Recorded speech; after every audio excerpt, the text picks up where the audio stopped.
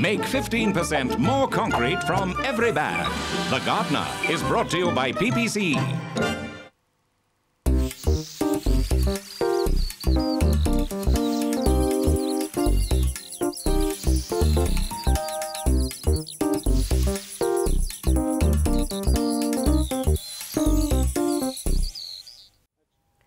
Many of us want to know the secrets to how we can encourage more wildlife into our gardens. That interaction where we can see the birds feeding and see them enjoying the plants that we've used. The question is, what plants to use? Today we're going to show you all of that and more. Hi, I'm Tanya Visser, editor of The Gardener magazine, and welcome to a brand new episode of The Gardener. Today we show you the secrets of how you can attract birds into your garden. Then Garth and I construct and build our very own bird feeder that you can use in your garden as well. Dead easy, 1, 2, 3.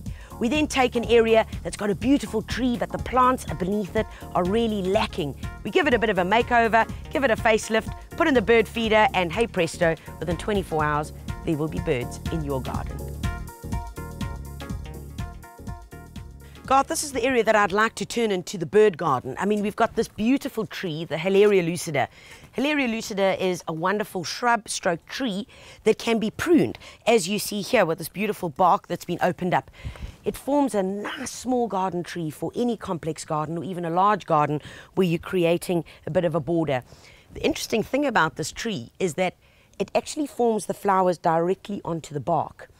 Masses and masses of orange flowers that will just cascade off, and sometimes you even get to see the nectar literally dripping from it. So the sunbirds love this. It's a great spot where birds can kind of hang out and feel safe before they're going to drop down into our bird feeder. That's the one. We'll be able to hang it right from here, Garth. Yes. The problem is underneath here, well, this is what sucks. Yep.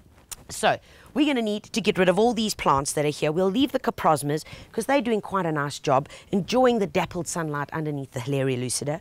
But in terms of the begonias and that, they're not working for us. So we're going to take those out. Let's get the soil prepped, and then we can think about that bird feeder of ours. Okay.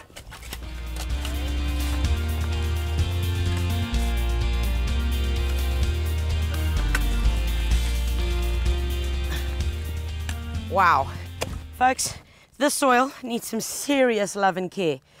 You know, when you start digging in your garden and it comes out in these lumps like this, and more importantly, if I can do that, make a clay sod, which I could throw at you, then you know that this is really bad soil. You can also see the amount of moisture that's here. And the problem is, yes, it's got moisture, but the nutrients are locked into the clay particles. And because it's so solid like this, there's not enough air in the soil for the plants to be able to grow sufficiently and be healthy. So if you do have soil like this at home, what you need to do is add in loads and loads of compost. That's what's important. Not only ordinary compost, but you can also add in bark shreds, eucalyptus mulch. You can add that into here, actually dig it into the soil. And another great idea is to actually use river sand, coarse river sand, to dig that into your planting hole, because that's going to improve the aeration of the soil.